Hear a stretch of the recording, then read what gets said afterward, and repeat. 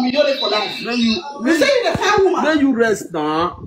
Yeah, let's say waiting. Now somebody tell me now say go live, go mommy Yore live. Your girl they say the fine woman. What you do when say the fine woman? Always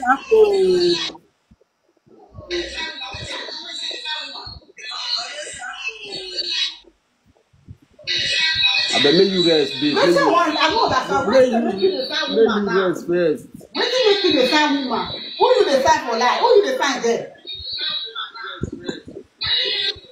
All this is what you do. Not me not like you. All this is what you do not like. You two get out. Me, I want some mommy Yore. Me, I want some friend request now. Me send a friend request. Make I tell you what you do now. But not you can't hide for here. You too. And then find you they say, babe, let somebody tell me you can't hide. You can't hide here.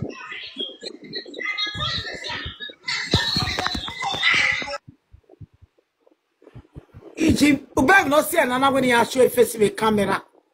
This is the reason. All men should know the reason why we need camera. Mommy, unmute. The matter about open meeting. Nobody needs a banner. No, open them out of here. I'm a blocker. My deputy so. Why is he mute? But Matthew or mute? You to go mute, babe. This is the reason why. Mommy, give us a fire. God does disgrace. Talk to mommy Yore. Tell her.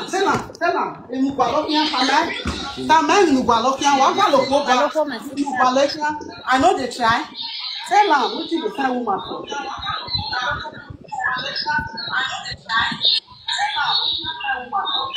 I know they cook for you. You come from work today, they laugh. Then go to our game and not don't let you. Then you rest. Man, all this kind of behavior. I mean, the hate. You too harsh. I know they like it. Where Ashi be? Where saying I now?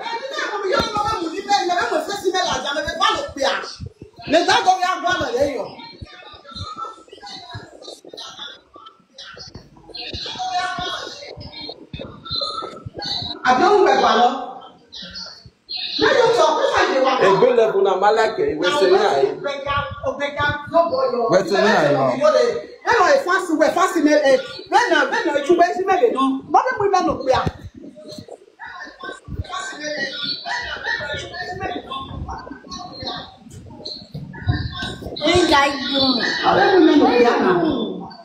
Why you calling run up?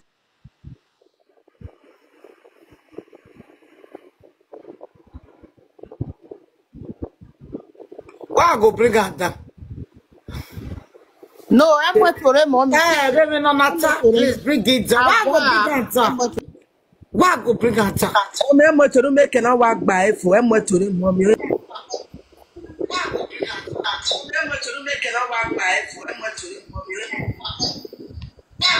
Well, tell me, I know that. You see there. Who are you? That is what tell me. Who are not really now? Bridgie. Mommy, you are moving. We are moving now. Maybe like life. It's a man with mommy. We are not going to face of Elijah. A girlfriend of Ella. When they move me, the dad of them when they been in the baby.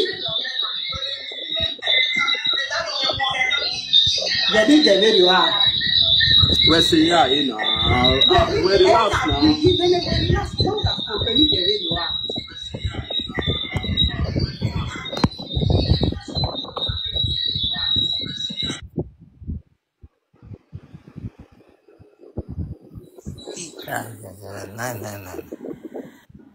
Hello, Mama.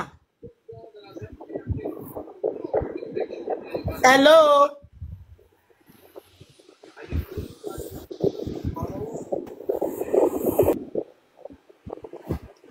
Yo, because you watch us, man. You have a girlfriend to give me problem. Only walking when I don't live. I go with that mommy here no. Even here. Oh, yeah. Hi. Easy. Oh, Mama, not sure baby camera will be more power.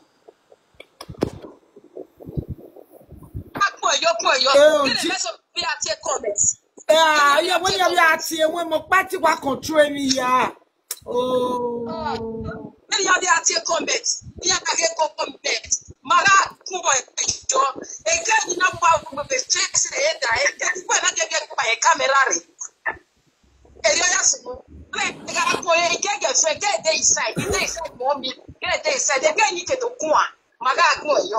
Okay, what's it? Mommy, mete ateta, oye imena tia oga gano si koeno. Mete ateta, ina waga gano si koeno. Wage oye ne nasi lukmoji. What's the boy na do awe gbere yan na?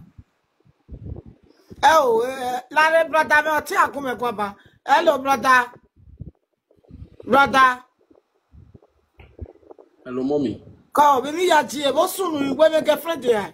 Mommy, the truth is that you understand, so everybody have to just marry me. Tamata, mame, tamata, tumari love ya, tamata.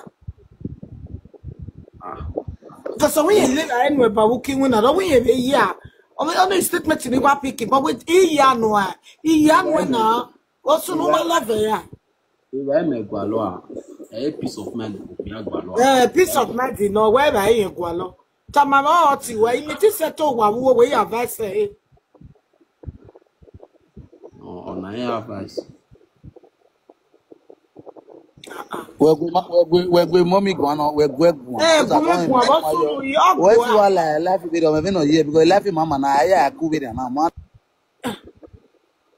ropo sawege na the whole world ogbo a dogbo no you are like my brother ogbo a Mommy, don't understand. We are not the moko no mommy semba. Ukbe wa go. Oh, she be yourself. Oh, ti gbe. Ya advice ona when ikwe soro yin akọ yin bi ama. Won ona amata wo ko emi rokpa. O ko emi rokpa. Ite we fear with you. Ite we me fear with you. But my girlfriend then, no, your girlfriend then, you pass it. Because no, the who were for why you know. And I ask you why. Why I wear your own yawa? I remember no whether you know why, you know what I'm agree. I will make it content, no, leave her. Oh, mommy, that he need calm down, because when he marry, he magwali peace. We understand. Our quality peace, a peace of mind, that is the thing for man. Mama, we were learning now, wherever do the manugma when I me, baby no say where carry na mama lao, make a beer lao, you know where. One lao, or my woman, I would a piece of woody a piece in here. Mama lao, while the boy and no man or Monaco coseno. I obey to Guero, what to Laja Roposa, do I win Gualo away. Meaning, or you get my settle, Mama lao, Jenny J. Lao, you may do a washing, Mama lao. And you know I got Gualo when or my woman, I watch you who hot man. Omahame will again I learn. Years again the rush now. My wash you Omahame. Okomahame. Yes, my bell back one by where you beg a tea the gay. Where get a boyfriend to have a camera. Oh, Mohu, no. Mommy, where we appreciate mommy, oh, nary a piece no be a don't get a guy. Oh, we are never a piece no for that. 1 year, oh, ya do active, oh, ya need the water man of power, would you piece me by a life in Mary? In separating it, okay, Gualuquabe. Yes, because we are more when you're an over a bell Latina. Oh, baby, you call her Latina. So, you're not my brother. Hey, very loud.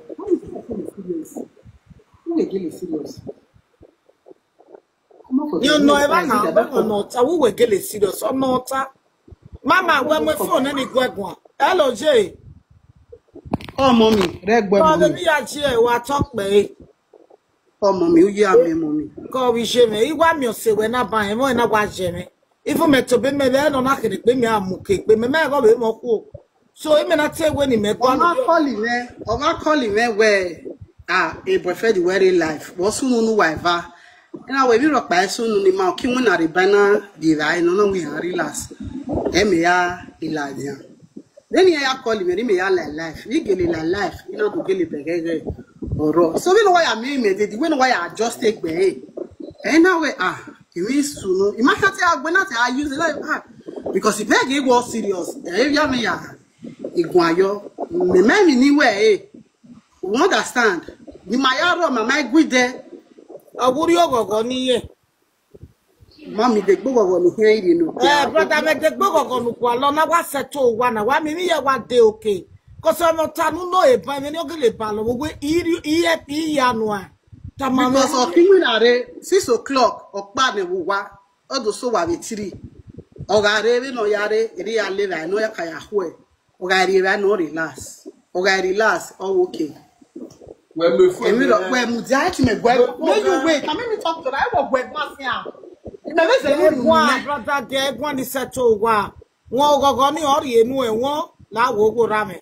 Like my brother. I mean, okay, because they are too. Now, can you wait to it? Can be now I can make my actually, but also who are boyfriend, who are my best. I know a bit of person or what they like you. Anyway, I like TikTok. They get it away. Face of Veno. I didn't make a do. We man, no, he got a man with Emmy of Baro, a book will not know any. Muta. That will get you again, agree. But if you don't know, but complain with the word, Doro, no tamame. Make an argument, I can't look where we roll. No, but I don't like what you do, say me, Nana, no, or hot in Mario or Mario or many row. Mommy, the problem is that egg one.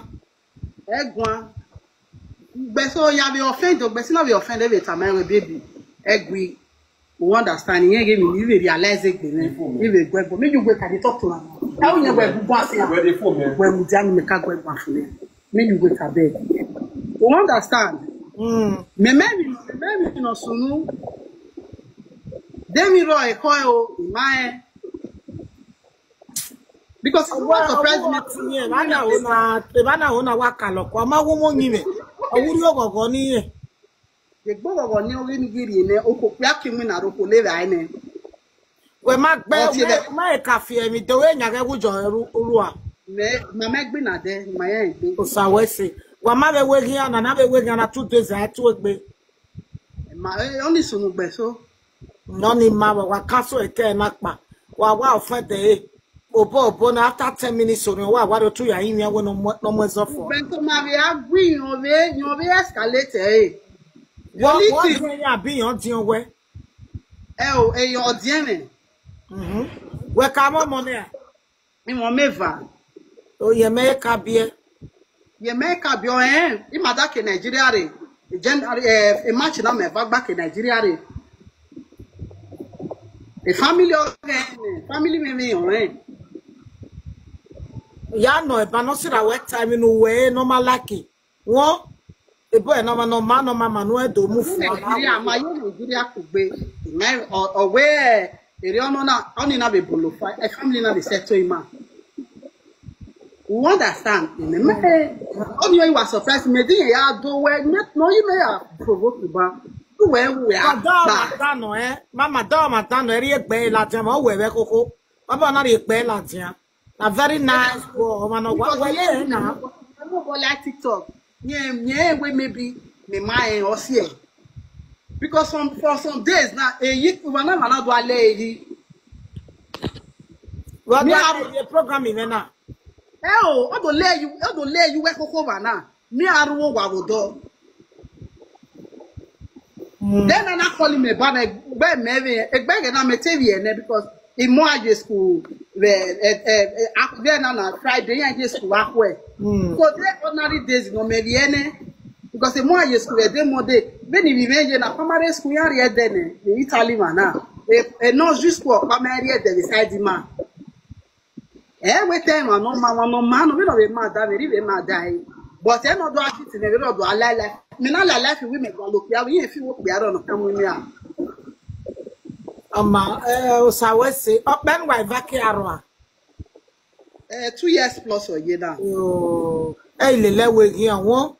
La wo. Ile mo mo bole le me we gian. Yo mo bole lu we gian wo le yan we gian. Oh. Because gun we abi man bi ni meje me gba egbe bali me. Ni awa ara wo wa ta e ma ta me ri mebeje. Ye gun wa danyo na ese siga ma wo ke me bi o danyo. O wa ri ye ho wa daji. Eja. Bi ai ke be la ta me na go me phone. Babe. Hello, brother call. hello, come on. When no se we no go kai ba. Well, ime. Awun ye oti we na we do me anything no we na ni no brigade that to no mokin. Na do wa do separating wa ga be we here. Ona we ne here wo we here. Ye dey nice it that way. Wa da we ko ware na. I want to know,